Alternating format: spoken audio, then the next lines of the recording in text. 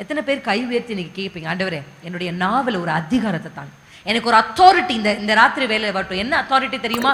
நான் பேசினா மலைகள் அதற்கு கீழ்ப்படியணும். அல்லேலூயா அல்லேலூயா. அந்த வசனத்தில் என்ன சொல்லுது? நீங்கள் பேசும் பொழுது, நீங்கள் சொல்லும் பொழுது, ஆமென், உங்க நாவல அவ்வளவு அதிகாரம் இருக்கு.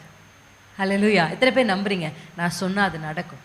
இங்க கர்த்தர் அவங்களுக்கு சொல்றாரு, ஜெபம் பண்ணு. நீங்க ஜெபம் பண்ணும் பொழுது கர்த்தர் உங்களுக்கு வெளிப்படுத்துவார். உங்கள் பிள்ளைகளுக்கு விரோதமாக சத்ரு உண்டாக்குற சில ஆயுதங்கள் கர்த்தர் உங்களுக்கு காமிச்சு கொடுப்பார். சபைக்கு விரோதமாக, ஊழியங்களுக்கு விரோதமாக என்னெல்லாம் பிசாசு தந்திரத்தை போட்டுருக்கானோ ஆண்டவர் அழகா ரெவலேட் பண்ணுவார். அந்த ரெவலேஷன் கிடைச்ச உடனே நம்ம என்ன பண்ணிடணும் அப்படின்னா அலர்ட் ஆகிடும்.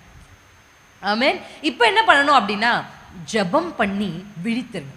விழித்திருங்கன்னா என்ன அர்த்தம் அப்படின்னா, பிசாசு நம்மை எப்பொழுது விழுங்கலான்னு வகை தேடிக்கொண்டே இருக்கான். நீங்க கண்ணை மூடிட்டீங்க, அப்ப கொண்டு வந்து கலையை விதைச்சிருவான். அல்லேலூயா.